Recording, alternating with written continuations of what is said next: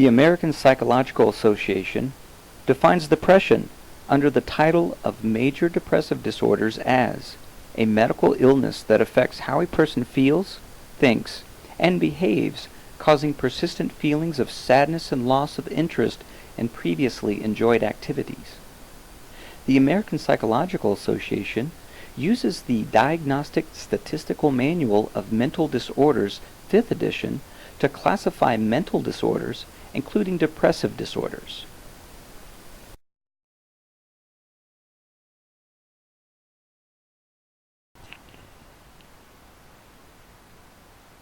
The Diagnostic Statistical Manual defines the cardinal symptoms of depression as depressed mood or a loss of interest or pleasure in usual activities for at least 2 weeks.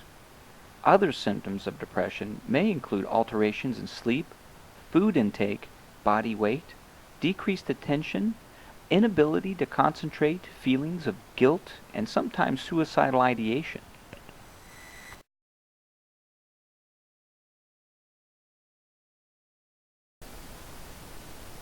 The World Health Organization recommends the integration of mental health into primary care in order to seal the existing gap between the number of patients who need mental health care and those who actually receive it. The challenge lies in the fact that there is not a single universal depression screening tool for the primary care setting.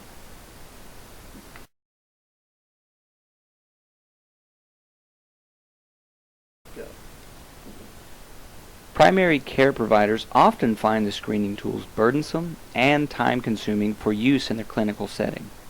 Therefore, many primary care providers do not use any depression screening tools consistently in their practice.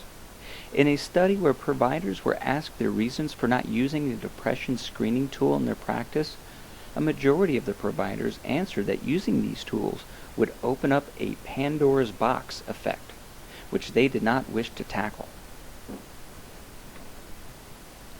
Meaning that once depression is recognized, the provider now has the responsibility to execute a plan of care for the patients. The shortage of primary care providers and the overwhelming numbers of patients are also factors as to why providers opt not to screen for depression. Depression screening tools need to be effective and easy to administer while the patients are in the waiting room. This video will demonstrate the use of 3 free depression screening tools that are easy to administer and score.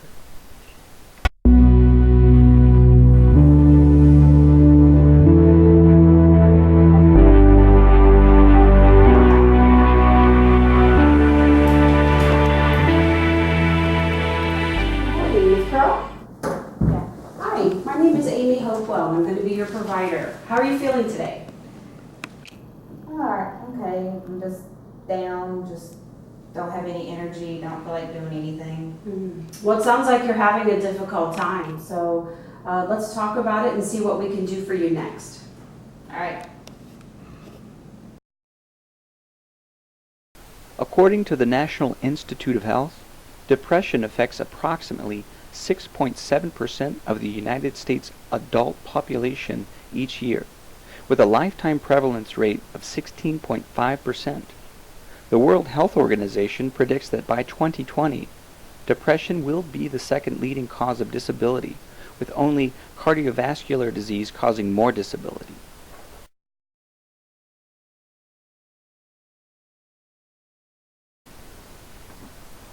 Depression was ranked by the World Health Organization as among the diseases that are most debilitating to society because depression leads to increased utilization of healthcare resources. Moreover, the World Health Organization reported that depression is the leading cause of years lost due to disability and mental disorders, and accounts for approximately 350 million lost years of healthy life, at least 30% of which could be averted with existing treatments.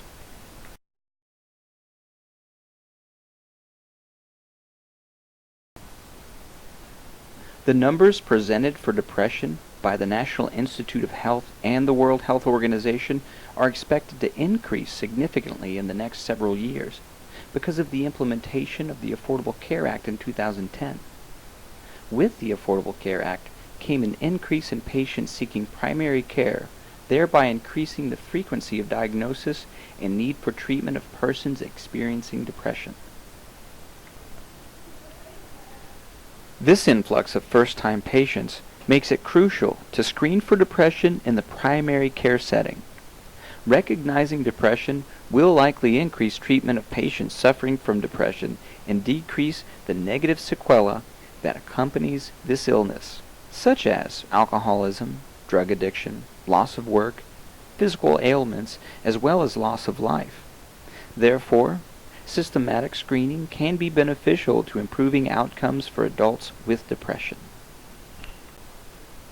In the primary care setting, the prevalence of major depressive disorders range from 5 to 13% in adults and from 6 to 9% in older adults.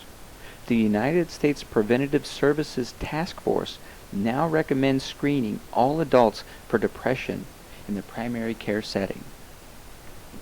This recommendation is based on the fact that primary care providers act as gatekeepers and are the first providers seen by patients who have not been diagnosed with depression.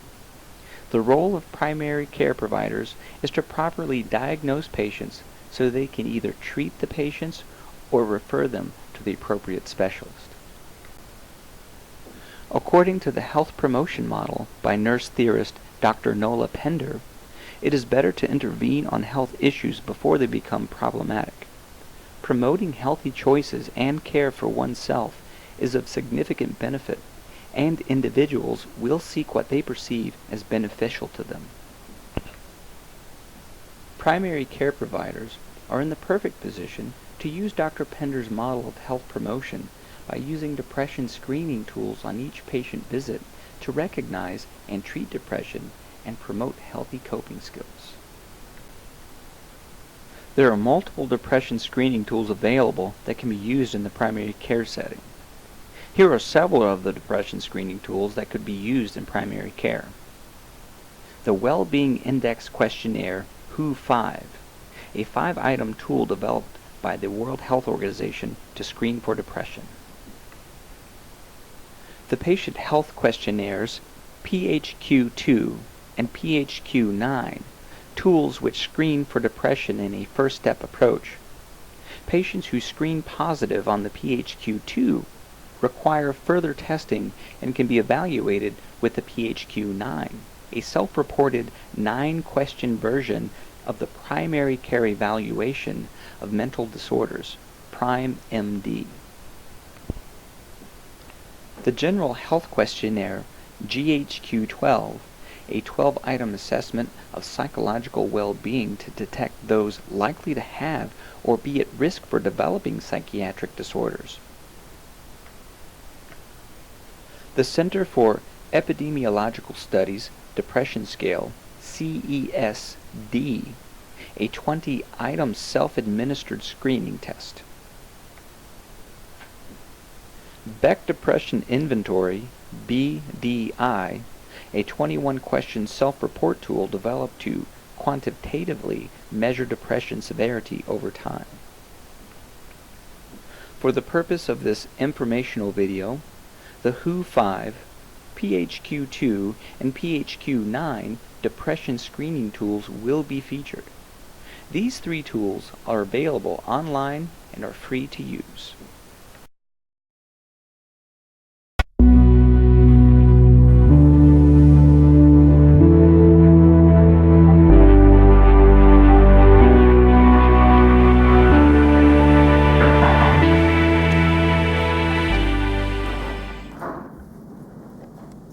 Good morning, Mrs. Crow. Hi, I'm Amy Hopewell. I'm going to be your provider. How are you feeling today? Just feeling a little down, just depressed. Okay. Well, I see that you filled out the WHO-5 questionnaire while you were in the waiting room. And based on your answers, it seems like we need to further discuss some of these answers. So what are these questions and what are they telling you? Well, it's, your answers were scored and totaled, and the WHO-5, a person can score between a 0 and a 100, and you scored a 28, which means that your mood is very low and it warrants further assessment for depression. I can see that. I've been feeling down and feeling depressed, and it probably would be good for me to talk to somebody. Okay. The WHO-5 Well-Being Index is a short, self-administered questionnaire covering 5 positively worded items related to positive good mood, vitality, and general interests. It has been shown to be a reliable measure of emotional functioning and a good screening tool for depression. Administering the WHO-5 Well-Being Index takes 2 to 3 minutes and can be integrated into the clinical routine, both in primary and secondary care. The tool is available free and in multiple languages. Each of the 5 items are rated on a 6-point Likert scale from 0, not present, to 5, constantly present. Scores are summated, with raw scores ranging from 0 to 25. Then the scores are transformed into a percentage by multiplying the score by 4, with higher scores meaning better well-being. Evidence suggests a score of 50 or below is indicative for low mood, though not necessarily depression. A score of 28 or below indicates likely depression and warrants further assessment to confirm depression. This tool can be used over a period of time to determine improvement or worsening of mood that may indicate depression. The next tool discussed is the PHQ-2.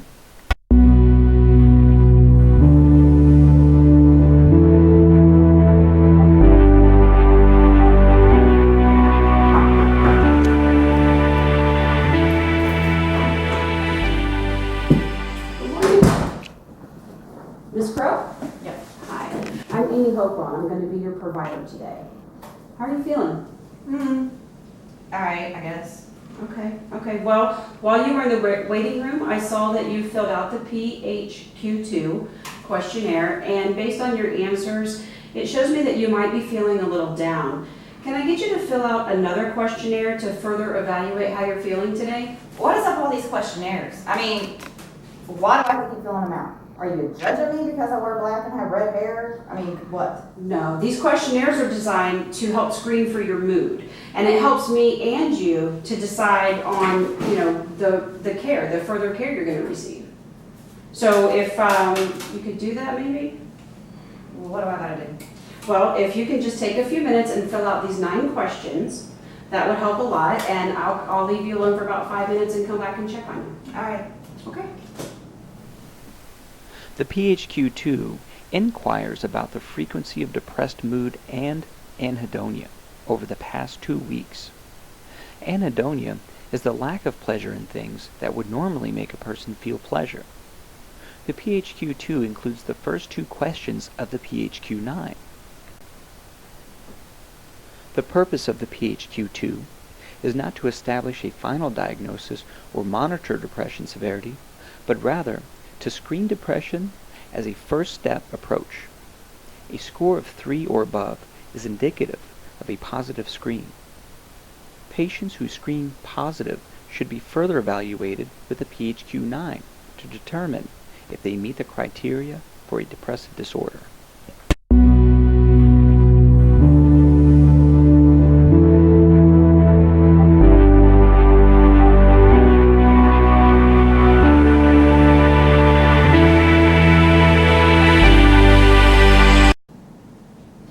Ms. Crow, I've scored your answers, and according to the PHQ-9, it indicates that you are suffering from mild depression.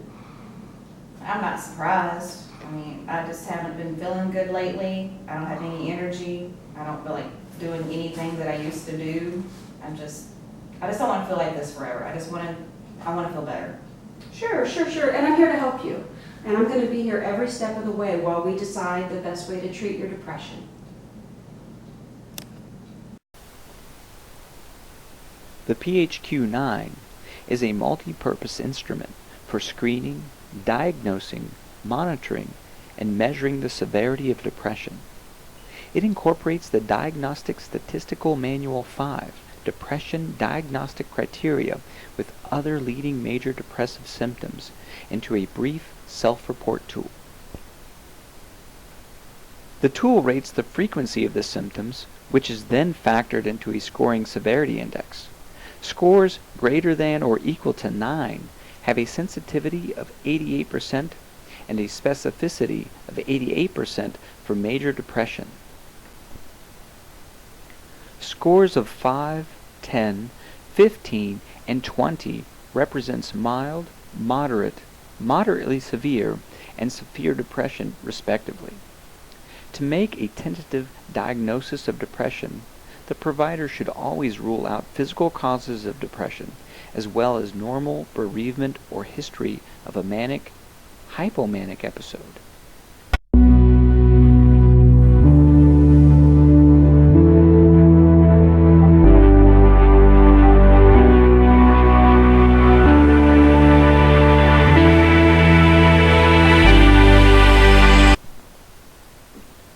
According to the National Alliance on Mental Illness, with early detection, diagnosis, and a treatment plan consisting of medication, psychotherapy, and lifestyle choices, many people get better. But left untreated, depression can be devastating, both for the people who have it and for their families. Using any one of the depression screening tools discussed in this video can help physicians, nurse practitioners, and other care providers diagnose depression in the primary care setting and limit the many devastating effects of depression. The preceding screening tools have been tested for validity and reliability. According to the American College of Preventive Medicine, practitioners should choose a screening tool that works best for their own style and practice setting. The ultimate goal is to have procedures in place to screen, diagnose, and treat patients suffering with depression. Your patients are counting on you to provide the services they need.